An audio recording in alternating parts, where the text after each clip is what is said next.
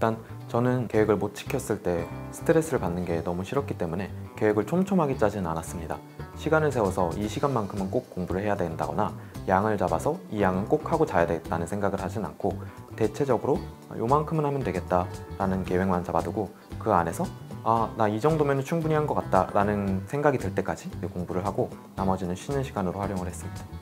중학교, 고등학교 내신 시험 같은 경우에는 한 달 전에 대략 나는 이렇게 공부를 해야 되겠다 라고 생각을 해둔 다음에 2주 전부터 계획을 조금 더 촘촘하게 짜서 공부를 시작했던 것 같습니다.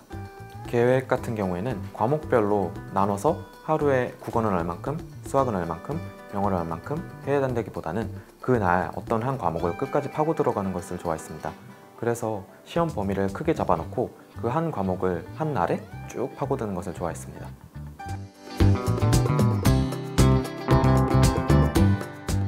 공부가 정말 힘든 거구나 라는 생각을 했던 순간이 굉장히 많았습니다. 그때 저는 조금 쉬고 다시 하자 라는 생각을 하게 했던 것 같습니다.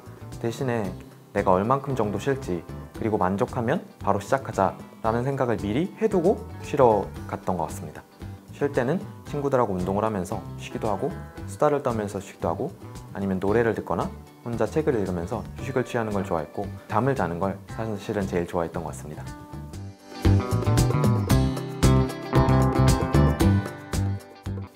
영어 같은 과목에서 제가 취약하다고 느꼈던 점이 있었는데 그것들을 극복할 때는 일단 스스로에게 자신감을 주는 게 되게 중요하다고 생각했습니다. 그래서 쉬운 문제부터 접근하고 자신감을 준 다음에 조금씩 난이도를 올려가면서 적응하면서 내가 해냈다 라는 생각을 스스로 하게 만들어줬던 것 같습니다.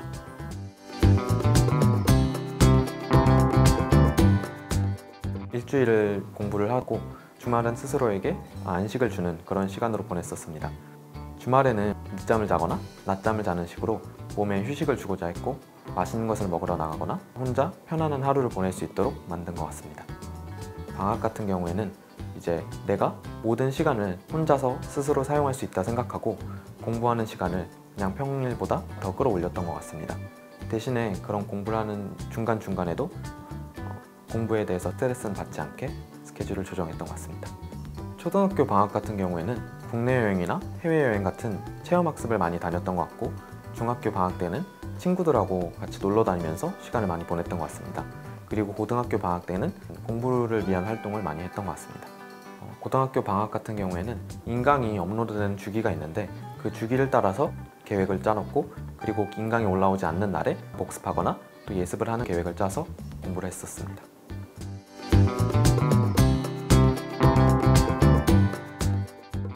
저는 고등학교 동아리 활동으로 접했던 메타인지라는 공부 방법을 활용해서 했던 것 같습니다.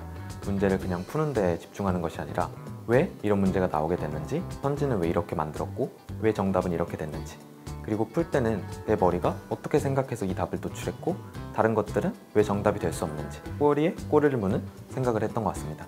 그렇게 하면 문제 자체에 되게 통찰력을 가질 수 있어서 다음에 다른 문제가 나오더라도 조금 더 빠르고 익숙하게 문제를 풀어낼 수 있어서 도움이 됐던 것 같습니다.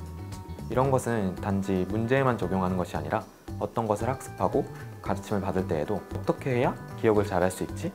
이해를 할 때에는 뭐가 더 도움이 되지? 이런 식으로 끊임없이 생각을 묻는 게 배운 것 자체에 익숙해질 수 있어서 도움이 많이 되었던 것 같습니다.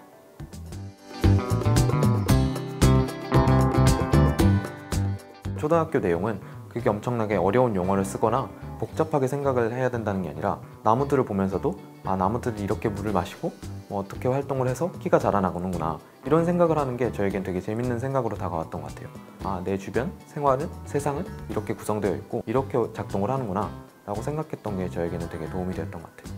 그리고 국어 같은 경우도 딱딱한 책을 읽는 게 아니라 그냥 만화책을 읽으면서도 저는 되게 많이 도움이 되었던 것 같아요.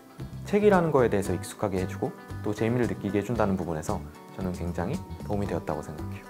제가 초등학교 때 뭔가 어려운 부분이 있으면 부모님께서 그런 놀이나 이런 걸로 해주시는 것도 저는 굉장히 도움이 많이 되었던 것 같아요. 예를 들어서 수학에서 분수를 배울 때 제가 어려워했던 것 같은데 어머니께서 사과를 칼로 잘라주시면서 하나는 3개로 나누면 3분의 1이고 또 4개로 나눠서 이 한 조각은 4분의 1이다. 그리고 이걸 더하면 이렇게 된다 라고 말씀을 해주시는 게 저에게는 되게 이해하기 편하게 잘 다가왔던 것 같아요.